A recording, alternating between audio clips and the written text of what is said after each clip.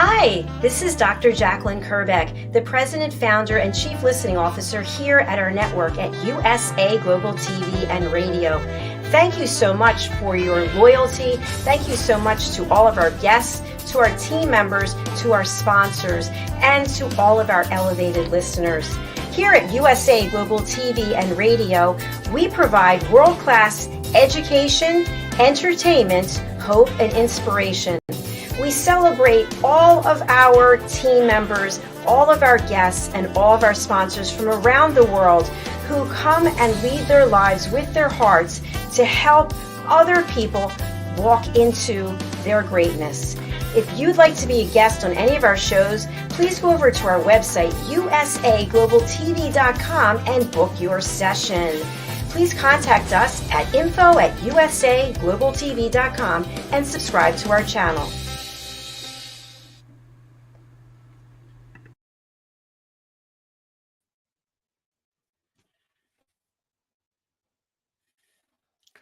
Hello and welcome, gentlemen and ladies. If you're also watching and listening to us, welcome to the Wild at Heart Show, real, authentic, uncut on USA Global TV and Radio. This is the show for man, the show by man, for man, about man. It's a show where different men with different backgrounds from different parts of the world discuss topics that normally are not discussed between men because men are not very used to talk about the inner world. And actually today we have a very exciting topic,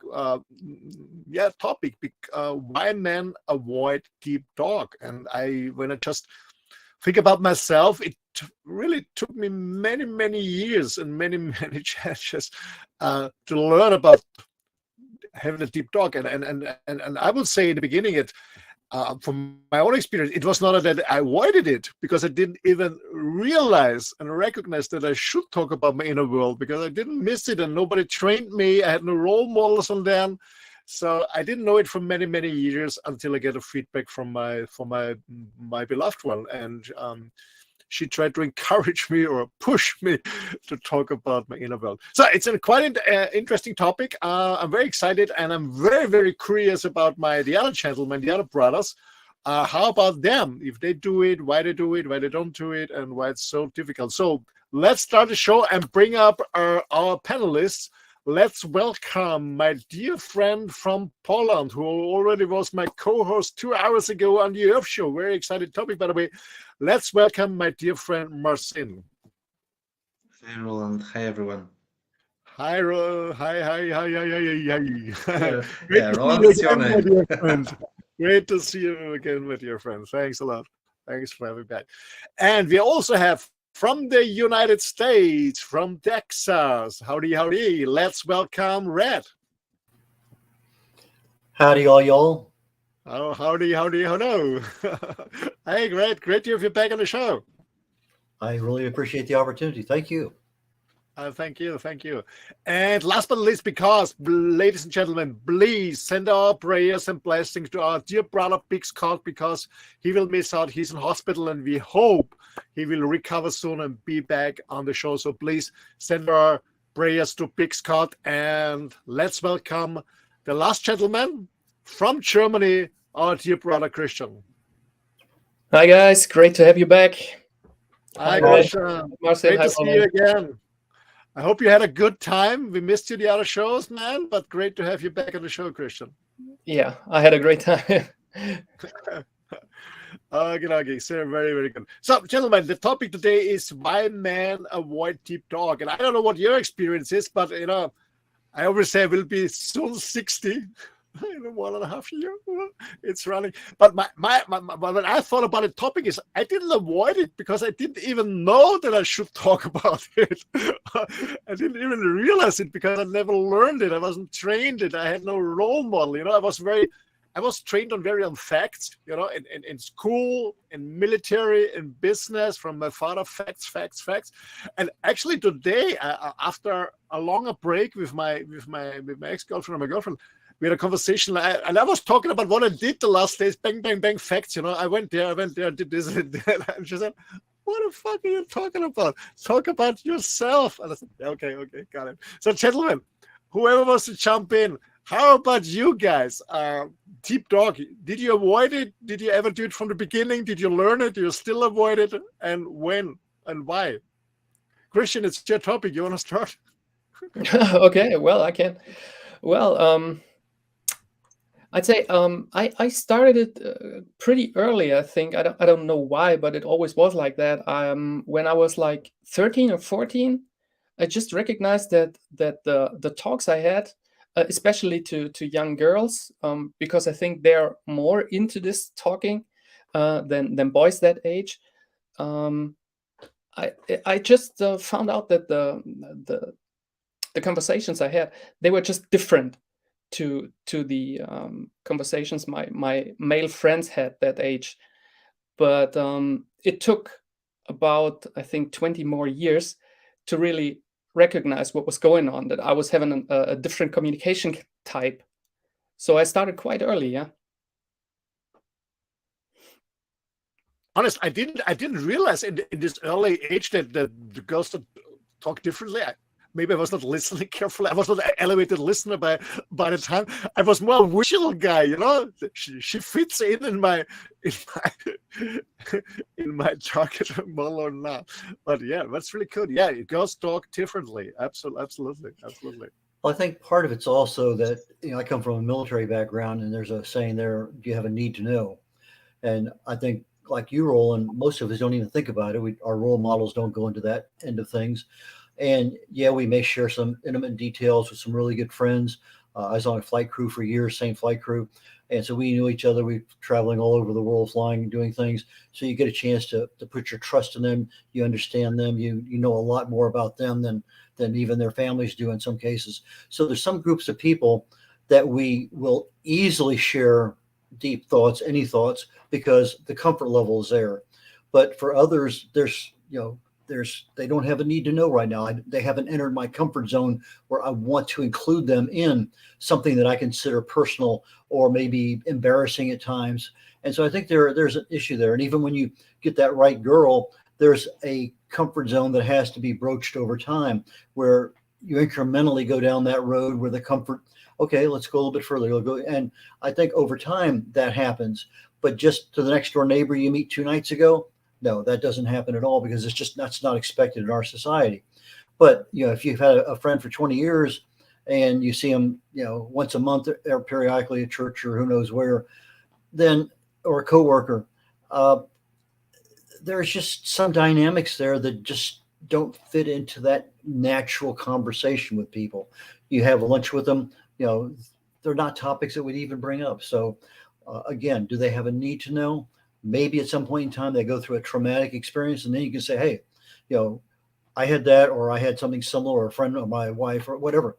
Then that opens the door for that deeper discussion of things that we don't necessarily keep hidden, but we don't voluntarily open the door for.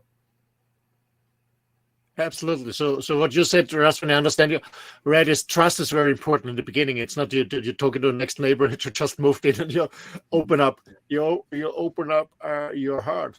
I mean, I mentioned it in one of the previous shows. I did a lot of study on men's work, and I came on a study that 84% of men don't have a best buddy where we really open up and talk about deep talk. Okay.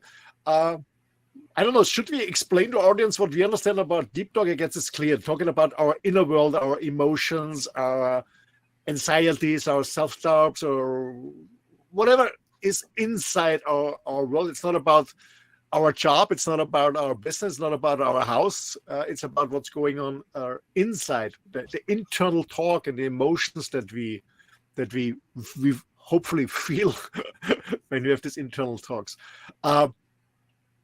Red, you said something. It was very interesting, and I could absolutely relate to it. When I was working in a team where my life was depending on the trust on the others, and their life was depending on me, there was really openness where we had a very clear, really deep conversations. It just changed when I got into a leading role. That I didn't want to be weak, so when I was in a leading role, I stopped talking about myself. But it was there, absolutely. Yeah, I think some leaders can naturally do that because that's part of their personality. They don't feel encumbered by sharing something. But there are others when they get to that level up, they have a boundary that they want to keep between themselves as a leader and the group behind them. And whether that's something they've seen from other leaders in their experience or not. I've seen a variety of them. I mean, I remember the first time we had a particular general show up as the commanding officer of a unit I was in. Well, he was Army. Then we had a Navy submariner come in. Then we had a Navy aviator come in. All three culturally different backgrounds. No, that was not an Army guy. It was another. But anyway, you have Surface Navy, Submarine Navy, and Aviation Navy. And all three of those navies are totally different cultures. And so when you come in there, their biases, their experiences, their way of doing things reflect their modality for getting the most out of their people. And being an aviator, our world is totally different than a submariner, totally different than the surface Navy. So the cultures we come from, even though I may not be a military, we come from a cultural background of some sort. And as we work, as we have friends, as we get involved in the community, there are certain things that, okay, well, that's kind of a neat guy. I want to emulate what he does. And so you take your lead, as you mentioned earlier, Roland, our mentors. We don't really, we try not to emulate the bad ones, and we try to kind of really be like the good ones. Absolutely. Red, before I go over to Marcin, I have a question to you because you said, okay, in this trusted area with your colleagues on the military, I know about the boundaries there, but not about when you're really connected and you depend on this other one. I have the similar experience, but was it also easy for you to talk to your wife about your inner world, or you said this was something different? I think it's like everything else. It's a matter of time. Yeah, you're very intimate, but sharing information, if it's not something you've ever done before, you don't. And then as trust develops, as comfort develops, then there are things that okay, what's wrong? And then at that point in time, you got to say, okay, this is what's wrong, and you feel comfortable talking about it. Otherwise, you say nothing or whatever it is, it's nothing. And I think at some point in time, you stop saying it's nothing. You really want to share what it is because you realize that other person has a need to know, but also can help or can allow you that space that you need in order to vent or whatever may happen to be you need to do at that moment. Yeah, okay. Because the point I'm asking is because I had a really this where it made really click, this insight. And I remember with my girlfriend at a conversation, and I was talking about, I did this, because we didn't hear and see a long time. So about the facts of this. And then that's what I'm interested in. Talk about yourself. So, and I said, talk about, yeah, most of the time I feel really good. I'm very grateful. I'm happy. I'm so blessed. And I have days where I'm down, a little bit depressed. And I said, yes, that's what I want to hear. And I thought to myself, that's interesting. This is interesting I didn't understand that this is interesting for my partner to know about my inner world. Well, why? Because I was not trained and I was absolutely not used to it. Anyway, Marcin, how about you, my friend? I guess you're the rookie, the youngest here in the group. Yeah, probably yes. But appearances can be deceiving. So I would say that for me, having a deep talks was easy from the beginning. Just to be honest, because I had this great relationship with my mother, and because I am a talker, I'm here, right? So I love to talk, and she usually knew everything, almost everything about me, and I think I'm naturally just developed this skill or I don't know habit of just sharing.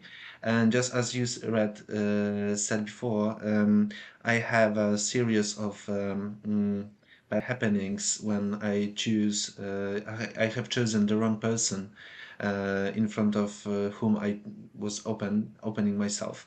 So then I learned that not everyone needs to know everything, and to choose my partner right.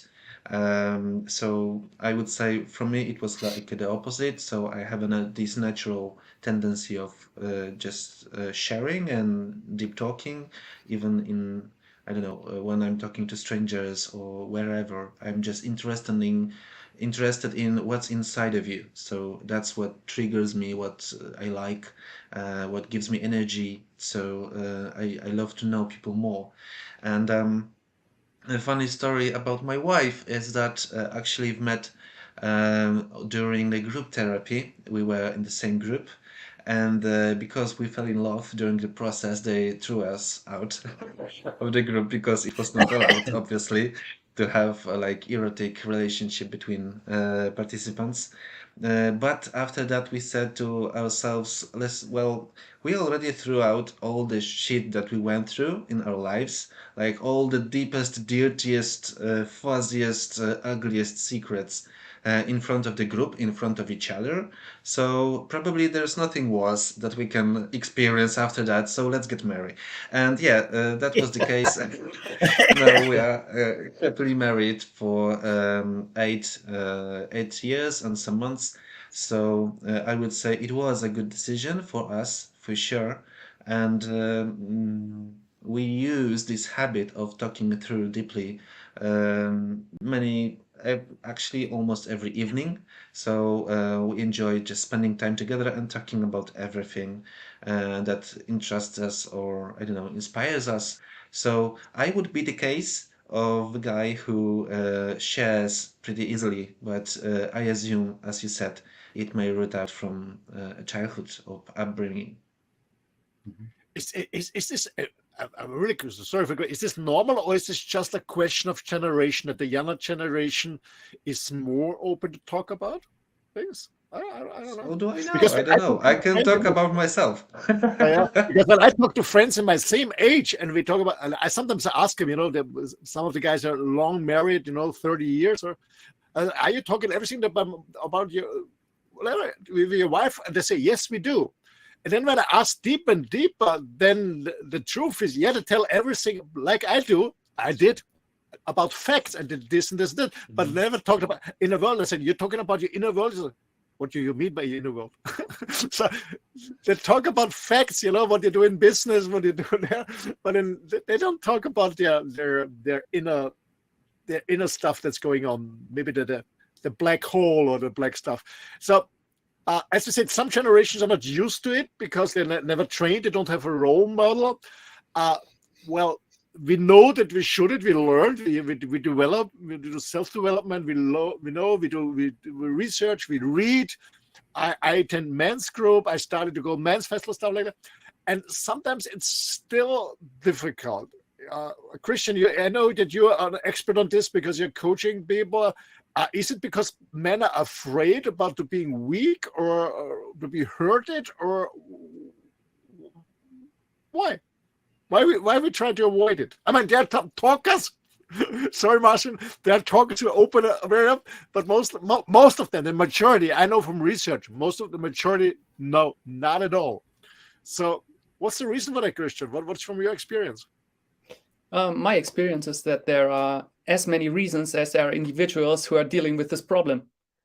So there is not the one answer to that question.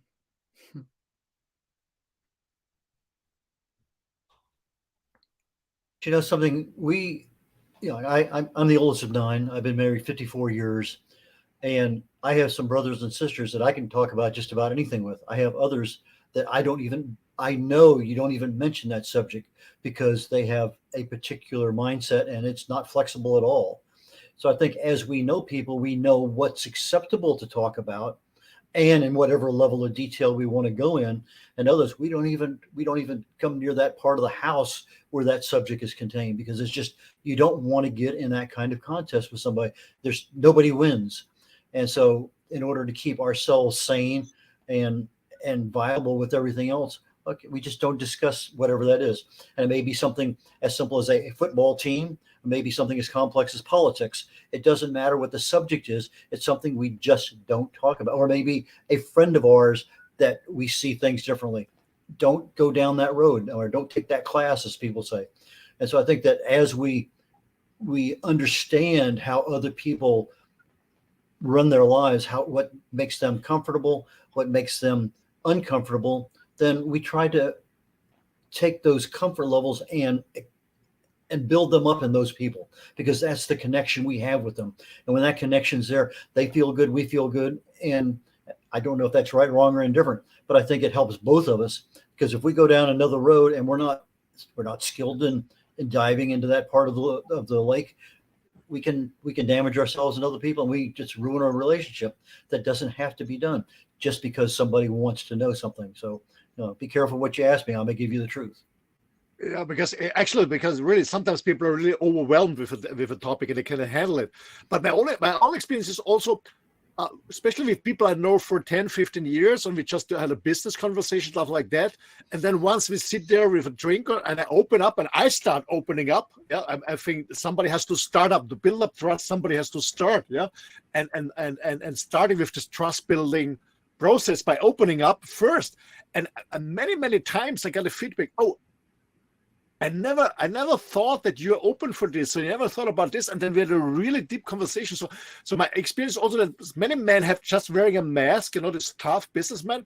But when they feel safe in an environment, they open up to them. So what I learned is I really get into this kind of conversation and just trying a little bit, not the full stuff, in the beginning to scare them, but just get a little bit and look, are they opening up? Yes or no? And mostly they're really opening up, and they are so happy that somebody else started, because they're so afraid about starting and being the first. That's my experience very, very often. Especially if you have a couple of beers to start with. No, it's not the alcohol. It's not the alcohol. But you know what I mean. But sometimes you come in a conversation, you start on the topic, and then you look, and then you realize, oh wow, the other one is opening up. And so it just happened 3 hours ago when I parked my motorhome here on the beach, and there was another guy, and he came to me, and we started a conversation, and then I started upping, and then he said to me, I looked at you, how you look like, I looked at your luxury van. And I never expected that you have an opinion like this, and said, yeah. So sometimes if we don't start the conversation, we never know. Yeah, we never know. But I still believe that most men, they don't open up. I think for 2 reasons. They're not used to it. And what you don't use, you lose, it's like trading. And the other ones are really afraid of being. I mentioned it in one of the previous shows. I mean, you meet a girl, yeah. You both fall in love, yeah. You're the prince, and the more expensive the gasoline becomes, maybe we really will ride on a horse. But anyway, so you're this hero for this little girl, yeah, and she's your princess. And then you marry, you come together, you have this day to day, every day. And then she finds out, oh, the prince is just a normal being. He's not a superhero. It's this and this and that. And then you say, okay, the picture changed in your head. And now I should open up and and even show me weaker than I already seems to be. That's really tough for some men. That was my experience years ago, when my first wife, she found out I'm not the superhuman, as she thought. I'm not the prince, and then I should start up and talk about my fears and self-doubt. Wow, this knocks me down. Well, I think, Roland, you have 2 things there. You have our fears or whatever. These are things that are grounded in our system. They're what we are, part of us, and it's been that way forever. But we also have those onesies and twosies. Let's say that I come from that 1960s, San Francisco, that point in time, I was in my early 20s, and that environment there where you're going out and you're sharing things, that's a different environment entirely, because that culture at that time has a certain amount of give and take. But 40 years later, that's not the norm. And, do I need to go back and tell somebody what I did at a party, with, 20 people I had no idea about? No. Why bring it up? Is there any value to be added by it? Is it one time only? No. And so, I think we have a tendency sometimes to just block those out, and they're not even part of a conversation. But when you get into a conversation with somebody who does have a problem, you have something that can be related to. And maybe at that point in time, you dig that thought up and you say, yes, I understand that because I had a similar experience. And you say, even though it's a one time only, that experience, I can I can understand what you're telling me. And now you have a deeper level of trust with somebody because they've opened the door downward a lot. You've gone in your basement a little bit. And that, I think, brings that future discussion a wider area to cover. I think that those things happen and we don't know when they're going to just pop up in conversation. Yeah, I love what you say, Red, about choosing the right partner and also about the partnership in this kind of a talk. So, as you said, as I understand, when someone is, I don't know, during the breakdown or whatever, and they are experiencing just a rough time, saying "me too" and then sharing something similar can really comfort the second person, as he or she is not the only one in the world experiencing the same problems. So in this case, it serves some purpose for that person and for me also, because I can feel more related and also in more partnership like relationship to that person. I'm not standing above you saying how dare you, but I'm just sharing a little dirty secret from my own, just showing that I'm not perfect as well, because we are only humans. So I love that approach. And sometimes it's not even a secret. I mean, I was with a guy maybe a couple of years before COVID, and I believe it was his daughter, I could be wrong. Anyway, was in a car wreck, died, and it was out of town. I got a phone call one night. My brother had been scuba diving in Florida. This was the local sheriff's office. He was diving in the caves. They lost track of him. A week later, they found him. And so I know what it's like to lose somebody and have any idea whether he can be found. And I'm thinking to myself, well, maybe he swam out here and is still lost. And so, but I could identify with that particular tragedy in, much more so than, okay, somebody is lost, they're presumed dead. That's not something you want to hide, but it's a tragedy you don't necessarily bring up and share with anyone. But when somebody's there, you can say, yes, I understand what you're going through. I've had a similar deal, and this is what I did to take care of it. And it took a long time to get over it. I think that is of value, and it doesn't even have to be a secret. It's just some of those events in our lives are just not, that we don't want to talk about. Mhm. Yeah, but don't you think there is a risk in that as well? Because sometimes we can assume that if you lost someone and I lost someone, I know what you feel, what you are feeling, what you are going through. But the truth may be different. So I experience it differently, and there is a good in this approach, but also with these little asterisks saying be careful and listen first, right? Well, what I did was I said, I lost a brother, to a scuba diving accident. They couldn't find him for a week. And that was it. I just stopped. Yeah. Then at that point in time, he says, can you tell me more? And then we kind of went into a conversation. It wasn't that I was trying to say, I'm a master on this one. Listen to me. No, I Yeah. just said, I have a similar experience. And that was it. End of sentence. Stop. And I think you're absolutely right, Marcin. You don't know if the other person wants more, they're going to ask. If you tell them and they can accept, okay, fine. You don't have to go any further. Totally Christian, agree. how can men learn to open up? And first of all, before you open up, you have to be aware about what's going on inside. Yeah, that's true. You have to be aware. The one thing I was thinking about, as Red mentioned earlier, this that you're like hiding certain topics because you don't want to destroy relationships to other people. For me, this is there's a second thought on it. Like the time I'm like setting my boundaries, like this is the way I see it, like from the heart.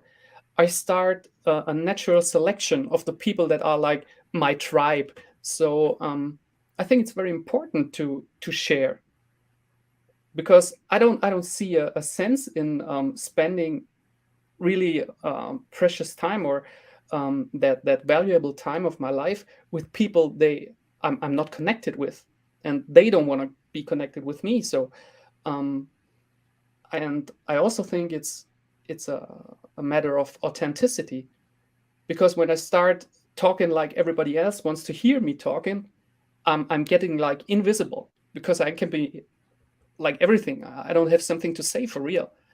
So and to get back to our topic, why men avoid deep talk, is fear of confrontation. They don't want to really get into a, I don't know, in an argument with someone, because this is where you show yourself. This is where your anger comes out, or your frustration comes out. Then you're real. Like, you can't hide behind that mask. Like, oh yeah, you're right. This is. So I think it's, especially for men, well, for women as well, but for men as well, it's very important to show up, to let the people see who I am. Christian, go ahead, sorry, Roland. Go ahead, Roland. No, Christian, because what came to my mind when we talked about it was it happened many times with my last girlfriend, that I was pissed off with something, absolutely pissed off. I didn't say a word because I didn't want to confront it, because my fear was it getting worse. But what made it worse was not my talking about it, was my escaping. This was my pattern. When my dad was shouting at me, I was always escaping. Just bang, I'm always was away.